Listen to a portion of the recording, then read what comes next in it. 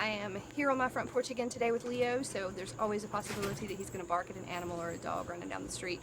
I wanted to talk with you for a minute about a topic that keeps coming up with people that I talk to, especially a lot of my coaching clients, about how to get everything done in a day that they're supposed to get done for their development portion of their job, because a lot of them aren't just development directors. A lot of them are executive directors or program directors.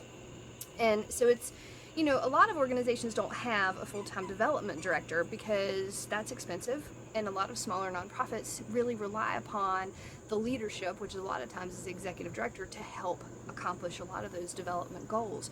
So one thing that I always do with my clients is I encourage them to pick however many days a week that it requires them to accomplish the tasks that they have on their development list. I encourage them to pick that number of days or that number of hours and dedicate those to only development work, whatever is on their list of things to do. So for some people that looks like a Tuesday and a Thursday from 9 to 2.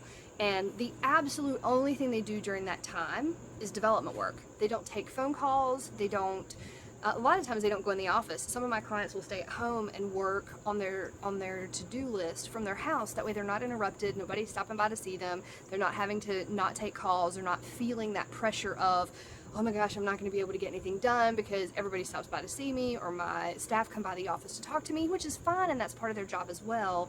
But it really makes it difficult because a lot of development work requires a train of thought that doesn't get broken for a certain period of time. Example, grant writing. It's really hard to get in a groove for grant writing when you're interrupted every 15 or 20 minutes or more.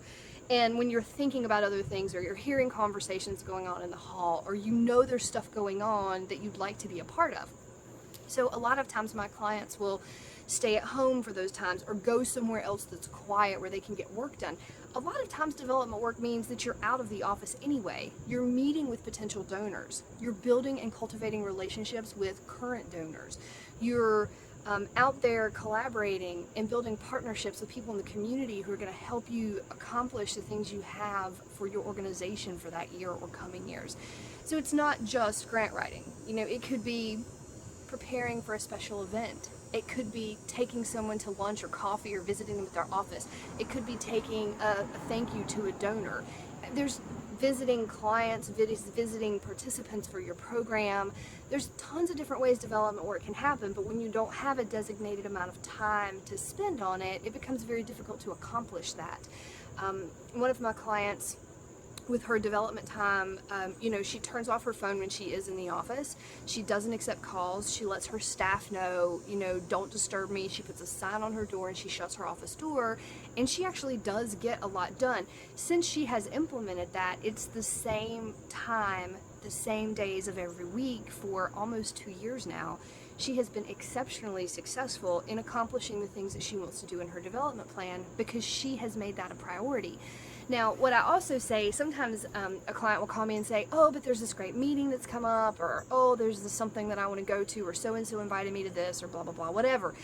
And what I always say is, if you would not reschedule a board meeting for whatever that other thing was, it is not more important than your development time. Sometimes I teach here locally, and some of my clients are local, and they'll say, oh, but we want to come to your class today. And I'm like, you know what, if it's during your development time, there's nothing happening in that class that I can't teach you. So you don't need to worry about coming. And again, I take it back to, we all know how difficult it is to schedule a board meeting, much less reschedule a board meeting. We know how difficult it is to get everybody to come to those. So if you're not willing to do that amount of work to reschedule a board meeting, whatever that other meeting is not important. And the other thing that I tell people to think about is, if they're like, well, there's such and such a meeting happening and I really need to be at that meeting, they really want me there, or they really need me there. This is what you need to ask yourself.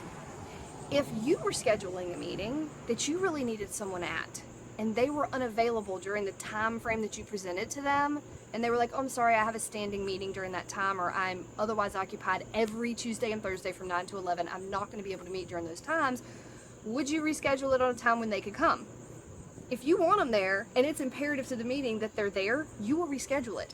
So other people will do the same thing for you. You are probably just as valuable to those meetings as they would be to your meetings.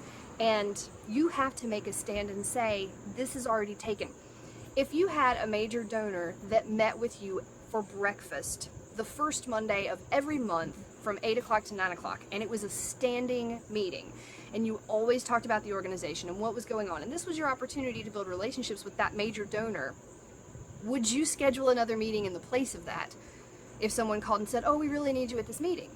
No, you wouldn't. Because that meeting with that donor has been on your schedule. It is a priority, and that is what you do. Same thing with your development time. So I encourage you to just kind of think about those different aspects. Make it a priority for yourself. Other people will then make your schedule a priority for them, and you have to stick to it. You can't just randomly reschedule it all the time, because what happens when you do that is it's sort of like a gym routine or a workout routine.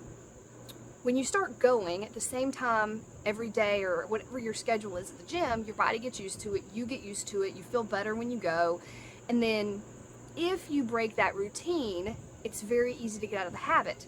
Now, once you've been doing that routine for a long period of time, let's say 6 months, then if you miss a day, you're going to want it so badly that you will make up that time. You will do it after work instead of in the morning. You will go the next day and do 2 days in a row instead of every other day, or whatever. You'll make it up. So once you get into the plan of, I'm going to section out these 2 days in this amount of time, or whatever you decide to do, and you miss 1 hour or you miss 1 day, you will make it up. You will find the time for that. But it has to become a habit first. And habits take a while to form. So you can't just go into this and be like, oh, I can reschedule around it, in month 2. That's not going to work. So anyway, just a couple of thoughts to think about. I know that it has helped a lot of the folks that I've worked with. It helps me. Sometimes when I get off of my schedule and I'm like, oh, I'll catch that tomorrow, I get behind. And like, there's not enough hours in the day to finish all the things I need to do. And then I end up working on the weekends. Then I end up working late at night, which I do a lot anyway, but I end up doing it more. And then I feel stressed out, and then I feel behind. And then I don't feel like I'm getting a lot done even when I'm working, because I'm so far behind.